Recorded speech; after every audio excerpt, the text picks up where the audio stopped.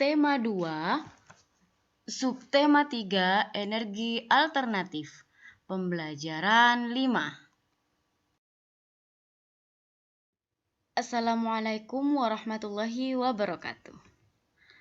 Hai anak-anak kelas 4, jumpa kembali di video pembelajaran tematik bersama Ibu Seli. Sebelum kita belajar melalui video hari ini, marilah kita membaca doa terlebih dahulu. Bismillahirrahmanirrahim.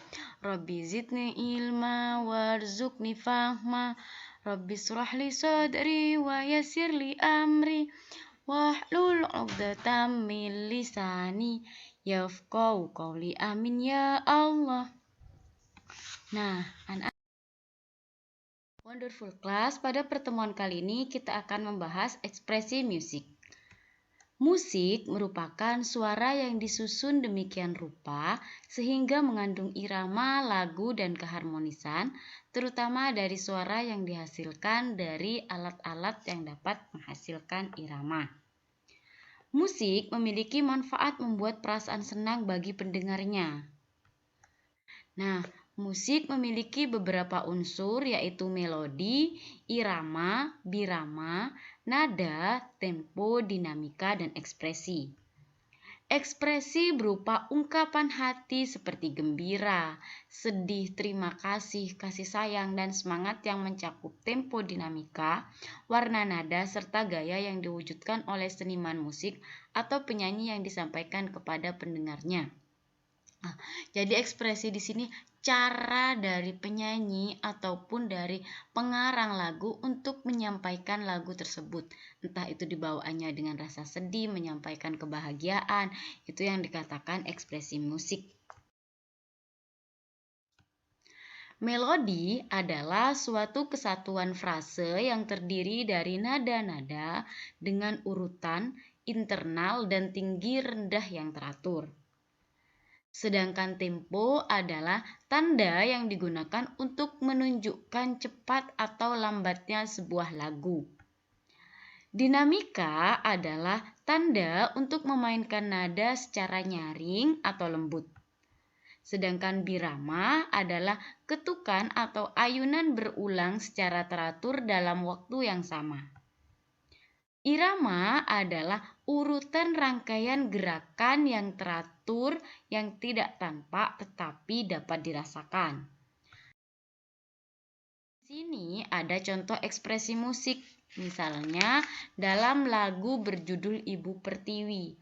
Ekspresi dari lagu ini yaitu hikmat dengan tempo lagu agak lambat. Kemudian ada lagu Kelinciku, ekspresinya yaitu riang dan temponya sedang. Kemudian ada lagu Halo Halo Bandung, dinyanyikan dengan ekspresi semangat dan dengan tempo cepat. Nah, ada lagu Syukur yang dinyanyikan dengan ekspresi atau disampaikan dengan ekspresi hikmat dan tempo agak lambat. Kemudian ada lagu Kasih Ibu. Ekspresi ketika bernyanyi yaitu sendu dan tempo lagunya sedang.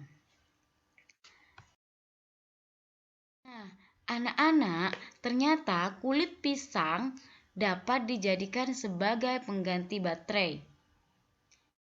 Di sini ada sebuah cerita, yaitu satu contoh tanaman lain yang dapat dijadikan energi alternatif adalah kulit pisang.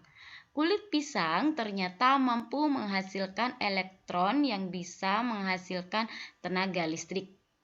Energi alternatif kulit pisang ini digunakan untuk mengisi baterai yang telah habis energinya atau baterai bekas. Energi yang dihasilkan dari baterai berbahan kulit pisang ini bisa bertahan menghidupkan sebuah jam dinding hingga 135 jam. Untuk membuat baterai berbahan kulit pisang dibutuhkan kulit pisang dan wadah baterai bekas. Kulit pisang Ambon lebih baik karena memiliki kulit yang tebal. blender kulit pisang hingga halus, buka tutup baterai positif menggunakan tang atau batang karbon jangan sampai patah, dan keluarkan semua isi karbon. Masukkan kulit pisang yang telah di blender ke dalam baterai yang telah kosong. Tutup kembali baterai serapat mungkin. Cek baterai menggunakan voltmeter untuk menunjukkan adanya aliran listrik. Terakhir, untuk memastikan pasangkan baterai pada jam dinding. Nah, anak-anak, cerita ini dapat kalian baca juga di buku kupas kalian halaman 123. Untuk melatih kemampuan pemahaman membaca kalian ataupun menyimak dari video ini, kalian bisa mencoba menjawab soal-soal di bawahnya. Tapi ini bukan tugas ya, cuman buat latihan kalian di rumah, buat tambahan belajar mandiri di rumah. Nah, anak-anak, kita memiliki hak dan kewajiban menjaga lingkungan. Tuhan menciptakan alam lingkungan dan isinya untuk kebutuhan makhluk ciptaannya. Kita sebagai makhluk yang diberi akal memiliki hak dan kewajiban terhadap lingkungannya. Penggunaan hak tersebut harus diimbangi dengan kewajiban menjaga kelestarian lingkungan. Jika tidak, tentu akan menimbulkan masalah.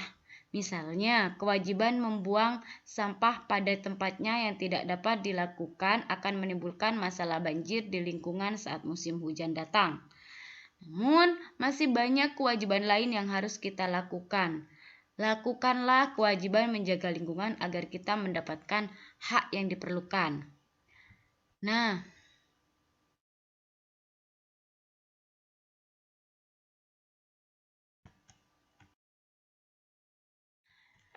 Nah, anak-anak, kewajiban terhadap lingkungan diantaranya yang pertama, membuang sampah pada tempatnya.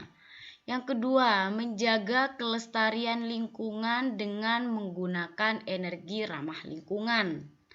Yang ketiga, kewajiban kita terhadap lingkungan tidak memburu hewan secara sembarangan atau tidak memburu hewan secara liar. Yang keempat, mengurangi penggunaan bahan kimia dalam rumah tangga.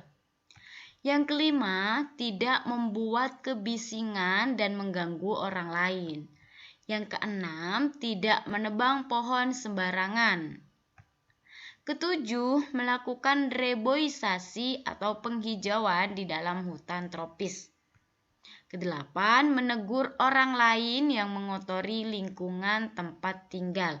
Nah, anak-anak, untuk kewajiban yang kedelapan ini, dalam menegur orang lain, kita harus menggunakan bahasa yang santun, yang lembut, jangan sampai dengan cara marah-marah. Kalau kita sudah melaksanakan kewajiban kita dengan baik, kita akan mendapatkan hak kita terhadap lingkungan, yaitu yang pertama, menikmati lingkungan segar di sekitar tempat tinggal.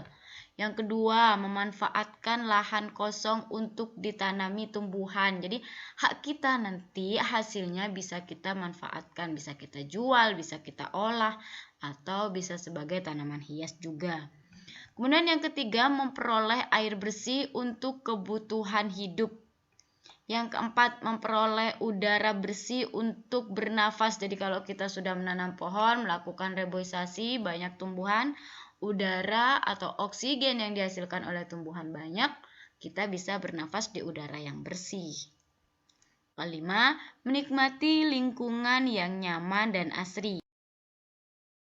Baiklah anak-anak, itu dia materi kita hari ini di pembelajaran 5. Terima kasih telah menyimak videonya. Sampai jumpa di video pembelajaran berikutnya.